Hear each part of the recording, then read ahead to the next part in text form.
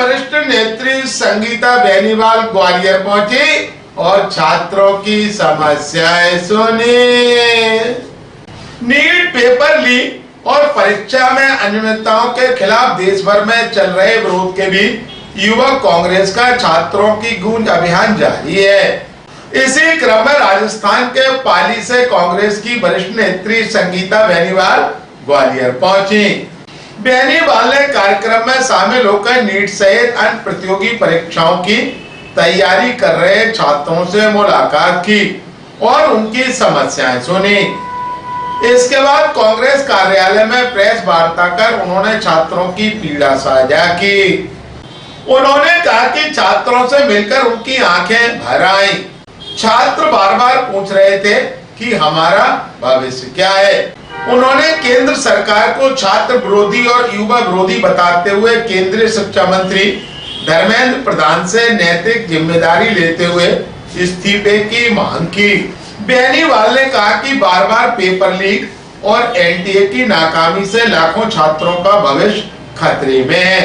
युवा कांग्रेस नेताओं ने कहा कि यह अभियान देश के 28 शहरों में चलाकर छात्रों की मांग सरकार तक पहुंचाई जाएगी। ग्वालियर अभी तक से चर्चा के दौरान कांग्रेस की वरिष्ठ नेत्री संगीता बेनीवाल ने कहा, एआईसीसी के द्वारा हमें आपके बीच में भेजा गया है। जिस तरह से हमारे आदरणीय नेता राहुल गांधी जी ने देश में हो रहे पेपर लीक को लेकर कोटा में कोचिंग के बच्चों से वार्ता की, उसके बाद उन्होंने देहरादून में बातचीत की और हम सबको आज पूरे देश भर में 22 जुलाई का दिन तय किया गया कि सभी प्रभारी विभिन्न जिलों में और राज्यों में जाकर बच्चों से सीधा संवाद करें, संवाद स्थापित करें और उनकी बात सुने और अपनी बात रखें। तो उसी क्रम में आज यहाँ पर आना हुआ और कोचिंग कर रहे बच्चे और जो बच्चे बड़े बड़े सपने और अपने आंखों में लेके चल रहे हैं, जो निम्न वर्ग के बच्चे हैं, मध्यम वर्ग के बच्चे हैं, उन्होंने अपनी बात और पीड़ा मुझे बताई देश में लगातार हो रहे पेपर लीक को लेकर। हमने पहली बार देखा आजादी के बाद कि किस तरह से देश की राजधानी दिल्ली में जंतर मंतर पर स्वयं युवा जो है वो घेराव करने के लिए पहुंचते हैं। इतनी संख्या में युवा बिना किसी पार्टी, बिना किसी पद के वहां आते हैं, तो उससे हम समझ सकते हैं कि हमारे देश के युवाओं के अंदर क्या रोष है।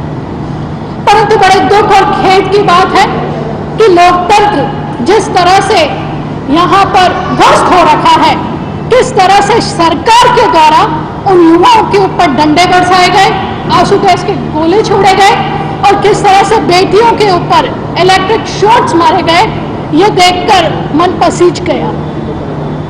इसी को देखकर हमारे आदरणीय नेता जो दलगत राजनीति से ऊपर हमेशा कार्य करते हैं, उन्होंने जाकर सांसदों के साथ में, माननीय सांसद और हमारे आदरणीय नेता राहुल गांधी जी ने प्रधानमंत्री जी के घर का घेराव किया। परंतु हमने देखा कल देर रात किस तरह से हमारे नेताओं के साथ प्रशासन के द्वारा लाठियां मांझी गई और हिरासत में ले लिया गया। तो आज जो देश में माहौल है, जो देश का माहौल उत्पन्न हुआ है, उसका आखिर जिम्मेदार कौन है, ये हमें देखना पड़ेगा और सोचना पड़ेगा। आज हमारा युवा जो हमारे भविष्य का निर्माता है, वो काफी चिंतित है, वो काफी विचलित है, वो परेशान है कि वो जो दिन रात खून पसीना बहाकर पढ़ाई कर रहा है, जो उसके माता पिता अपनी जो खेती है वो कर्जे में रख रहे हैं, अपने गहने कर्जे में रख रहे हैं, उधार लेके बच्चों को पढ़ा रहे हैं, कहीं पेपर लीक ना हो जाए, ये एक डर माता पिता, अभिभावकों और बच्चों को सता रहा है। तो क्या ये शिक्षण संस्थाएं जो हमारी जिम्मेदार है परीक्षा करवाने के केंद्र, क्या इन लोगों को जागरूक नहीं होना चाहिए? क्या इन लोगों के प्रति कोई सरकार को कदम नहीं उठाना चाहिए? क्या शिक्षा मंत्री धर्मेंद्र प्रधान जी को इस्तीफा नहीं देना चाहिए? क्या पद इतना महत्वपूर्ण हो गया जो हमारे इतने सारे बच्चे जो परीक्षा में पेपर लीक होने के बाद मायूस हो गए, डिप्रेशन में आ गए और उन्होंने आत्महत्या तक कर ली? इतने बच्चों ने आत्महत्या कर ली। क्या उन सब बच्चों की जान से बढ़कर शिक्षा मंत्री जी हैं? क्यों नहीं नरेंद्र मोदी जी चुप्पी तोड़ रहे हैं? क्यों नहीं वो शिक्षा मंत्री जी का इस्तीफा ले लेते हैं? इन सब सवालों को लेकर क्यों उनके द्वारा बनाई हुई परीक्षाएं, संस्थाएं जो है वो बिक गई है और उन्हीं में संस्थाओं में काम करने वालों की फोटो जो है वो शिक्षा मंत्री जी के साथ में आती है। बस इन सब प्रश्नों के लिए हम बच्चों के बीच आए थे, क्योंकि हमने देखा कि देश में ऐसा माहौल है, बच्चे बहुत डिप्रेशन में हैं, बच्चे बहुत उदासीन हैं। उस हौसले के लिए एक पार्टी की राजनीति से उठकर, दलगत की राजनीति से उठकर हम बच्चों के बीच में आए थे, राहुल गांधी जी का सिपाही बनकर, और बच्चों का हौसला बुलंद करने के लिए कि डरने की जरूरत नहीं है।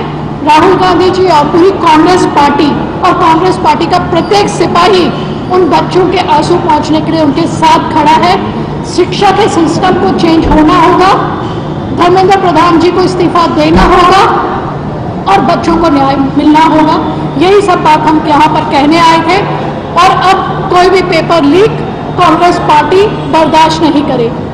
वहीं ग्वालियर के सिंधे की छावनी स्थित कांग्रेस कार्यालय में आयोजित प्रेस वार्ता में राजस्थान कांग्रेस की वरिष्ठ नेत्री संगीता बेनीवाल और युवक कांग्रेस के राष्ट्रीय महासचिव मितेंद्र दर्शन सिंह ने एबीवीपी नाम के कथित व्हाट्सएप ग्रुप की चैट सार्वजनिक की।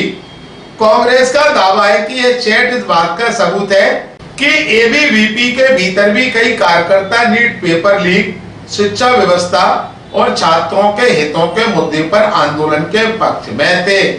इन्हीं चैट्स के आधार पर युवक कांग्रेस के राष्ट्रीय महासचिव मितेंद्र दर्शन सिंह ने एबीवीपी पर निशाना साधा।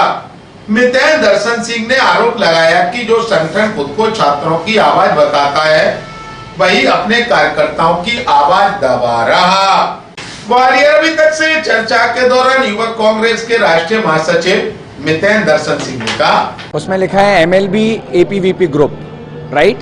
उन्होंने एमएलबी एपीवीपी ग्रुप लिखा हुआ है और हमारे जिलाध्यक्ष जी विजय यादव जी द्वारा वो चैट प्राप्त हुई, तो और वो कहाँ से आई हो वो जाने, इसलिए जाने क्योंकि कहीं ना कहीं उनके और हम सबके संबंध आपस में जुड़े हुए हैं, पर वो ऑथेंटिक है। वो हमने आपको नंबर दे दी है और वो नंबर दिया है क्यों? क्योंकि आप क्रॉस वेरीफाई कर सकें। अगर हमारी मंशा होती तो हम नंबर छुपा के भी, नहीं तो वो कहते एआई जनरेटेड है, आजकल हर तरीके के लोग हैं। आप ये पूछिए, उसमें विद्यार्थी उनसे कह रहे हैं ग्रुप में कि हम छात्र परिषद में हैं, विद्यार्थी संघ में हैं, तो हम क्यों नहीं जा सकते? बिल्कुल, आप उस चैट में देखिए ना, वो फील कर रहे हैं। और एक नीचे क्या लिख रहा है कि इस चैट में इस तरीके की बात बंद की जाए, तो आप आवाज दबाने का काम कर रहे हैं।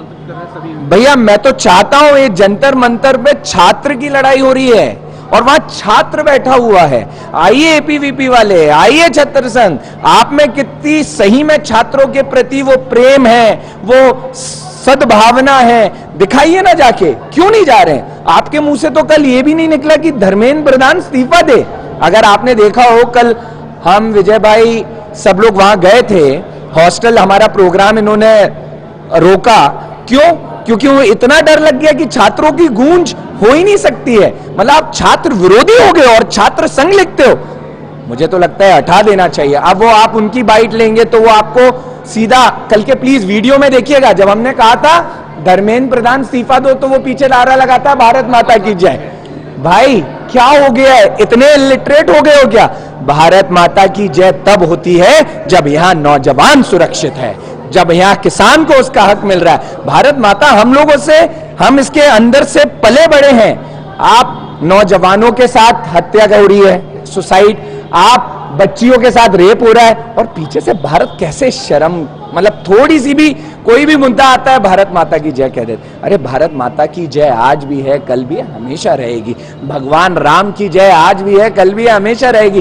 पर राम नाम को भी लूट ले गए तुम लोग, तो लूट मचा दी अयोध्या के मंदिर में। उसके खिलाफ क्या कोई आया? एपीवीपी का जब नारा लगाने आते थे जय श्री राम, उनसे पूछो आप आवाज क्यों नहीं निकल रही कि इंसाफ दो भगवान राम को? हाँ, वहां पर जो भगवान राम के साथ चोरी की गई उसके खिलाफ भी कोई नहीं बोल रहा है। तो ये दोहरी राजनीति का चरित्र सामने आ चुका है जनता के। ऐसे कई एपीवीपी के साथी होंगे जो बात कर रहे हैं आपस में कि यार हम छात्र हैं, यार हम एक विचारधारणा से जुड़े हैं। उनका स्वागत है ऐसे सभी भाइयों का, और हम चाहते हैं कि आज एकता की जरूरत है, देश को बंटने मत दो।